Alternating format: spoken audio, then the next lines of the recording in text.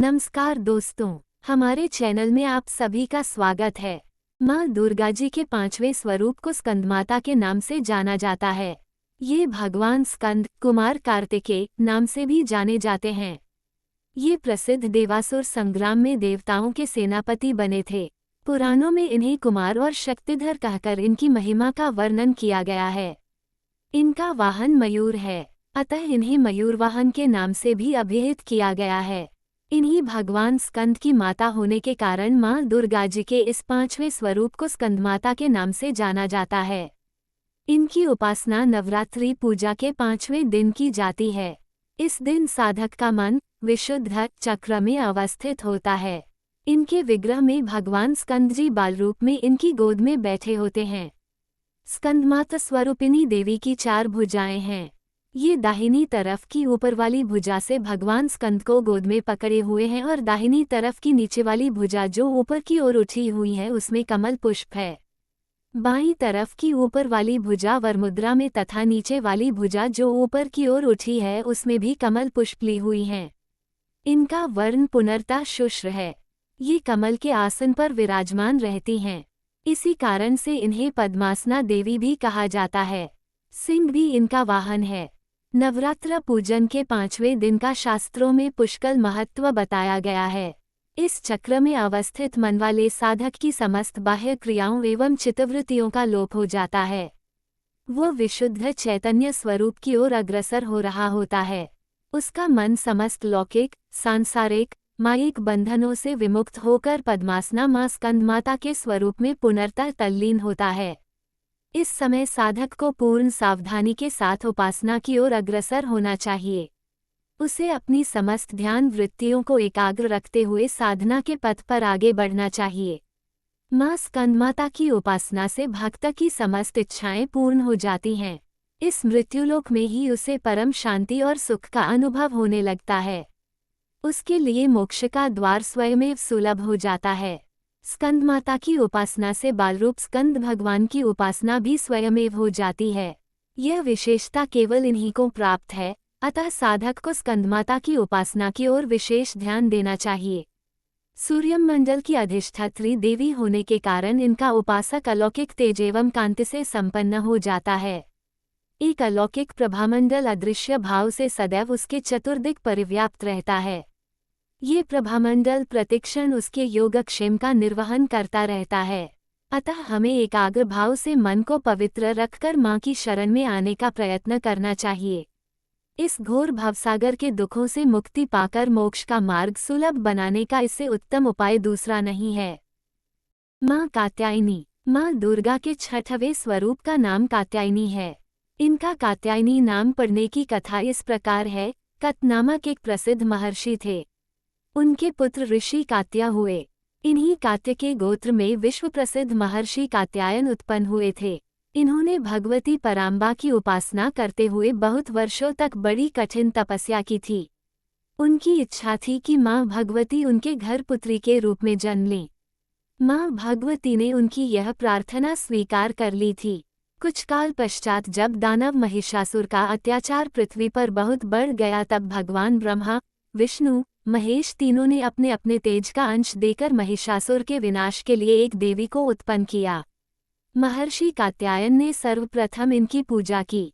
इसी कारण से यह कात्यायनी कहलाईं। ऐसी भी कथा मिलती है कि ये महर्षि कात्यायन के वहां पुत्री रूप से उत्पन्न भी हुई थीं। आश्विन कृष्ण चतुर्दशी को जन्म लेकर शुक्ल सप्तमी अष्टमी तथा नवमी तक 3 दिन इन्होंने कात्यायन ऋषि की पूजा ग्रहण कर दशमी को महिषासुर का वध किया था। माँ कात्यायनी अमोघ फलदायिनी है।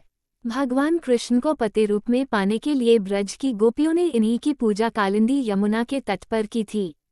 ये ब्रजमंडल की अधिष्ठात्री देवी के रूप में प्रतिष्ठित हैं। इनका स्वरूप अत्यंत ही भव्य और दिव्य है। इनका वर्ण स्वर्ण के समान चमकीला और भास्व है। इनकी 4 भुजाएं हैं। माताजी का दाहिनी तरफ का ऊपर वाला हाथ अभयमुद्रा में है तथा नीचे वाला बरमुद्रा में है। बाईं तरफ के ऊपर वाले हाथ में तलवार और नीचे वाले हाथ में कमल पुष्प सुशोभित है। इनका वाहन सिंह है। दुर्गा पूजा के 6वें दिन इनके स्वस्वप की उपासना की जाती है। उस दिन साधक का मन आज्ञा चक्र में स्थित होता है। योग साधना में इस आज्ञा चक्र का अत्यंत महत्वपूर्ण स्थान है। इस चक्र में स्थित मन वाला साधक मां कात्यायनी के चरणों में अपना सर्वस्व निवेदित कर देता है। परिपूर्ण आत्मदान करने वाले ऐसे भक्त को सहज भाव से मां कात्यायनी के दर्शन प्राप्त हो जाते हैं। मां कात्यायनी की भक्ति और उपासना द्वारा मनुष्य को बड़ी सरलता से अर्थ, धर्म, काम, मोक्ष चारों फलों की प्राप्ति हो जाती है। वो इस लोक में स्थित रहकर भी अलौकिक तेज और प्रभाव से युक्त हो जाता है। उसके रोग, शोक, संताप, भय आदि सर्वथा विनष्ट हो जाते हैं। जन्म जन्मांतर के पापों को विनष्ट करने के लिए मां की उपासना से अधिक सुगम और सरल मार्ग दूसरा नहीं है। इनका उपासक निरंतर इनके सान्निध्य में रहकर परम पद का अधिकारी बन जाता है। अतः हमें सर्वतोभावेन मां के शरणागत होकर उनकी पूजा उपासना के लिए तत्पर होना चाहिए। मां कालरात्रि। मां दुर्गा जी की सातवीं शक्ति कालरात्रि के नाम से जानी जाती हैं। इनके शरीर का रंग घने अंधकार की तरह एकदम काला है। सिर के बाल बिखरे हुए हैं। गले में विद्युत की तरह चमकने वाली माला है। इनके 3 नेत्र हैं। ये तीनों नेत्र ब्रह्मांड के सदृश गोल हैं। इनसे विद्युत के समान चमकीली किरणें निःसृत होती रहती हैं। इनकी नासिका के श्वास प्रश्वास से अग्नि की भयंकर ज्वालाएं निकलती रहती हैं। इनका वाहन गर्दभ गधा है। ऊपर उठे हुए दाहिने हाथ की वरमुद्रा से सभी को वर प्रदान करती हैं। दाहिनी तरफ का नीचे वाला हाथ अभय मुद्रा में है। बाईं तरफ के ऊपर वाले हाथ में लोहे का कांटा तथा नीचे वाले हाथ में खड्ग कटार है। मां कालरात्रि का स्वरूप देखने में अत्यंत भयानक है, लेकिन ये सदैव शुभ फल ही देने वाली हैं। इसी कारण इनका एक नाम शुभंकरी भी है। अतः इनसे भक्तों को किसी प्रकार भी भयभीत अथवा आतंकित होने की आवश्यकता नहीं है। दुर्गा पूजा के 7वें दिन मां कालरात्रि की उपासना का विधान है। इस दिन साधक का मन सहस्त्रार चक्र में स्थित रहता है। उसके लिए ब्रह्मांड की समस्त सिद्धियों का द्वार खुलने लगता है। इस चक्र में स्थित साधक का मन पुनर्तः मां कालरात्रि के स्वरूप में अवस्थित रहता है। उनके साक्षात्कार से मिलने वाले पुण्य का वह भागी हो जाता है। उसके समस्त पापों विघ्नों का नाश हो जाता है। उसे अक्षय पुण्य लोकों की प्राप्ति होती है। मां कालरात्रि दुष्टों का विनाश करने वाली हैं। दानव, दैत्य, राक्षस, भूत, प्रेत आदि इनके स्मरण मात्र से ही भयभीत होकर भाग जाते हैं। ये ग्रह बाधाओं को भी दूर करने वाली हैं। इनके उपासक को अग्नि भय, जल भय, जंतु भय, शत्रु भय, रात्रि भय आदि कभी नहीं होते। इनकी कृपा से वह सर्वथा भय मुक्त हो जाता है। मां कालरात्रि के स्वरूप विग्रह को अपने हृदय में अवस्थित करके मनुष्य को एकनिष्ठ भाव से उनकी उपासना करनी चाहिए। यम, नियम, संयम का उसे पूर्ण पालन करना चाहिए।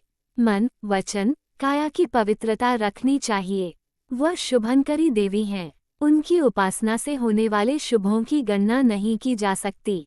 हमें निरंतर उनका स्मरण, ध्यान और पूजन करना चाहिए। Please like, share, subscribe and press the bell icon for more updates.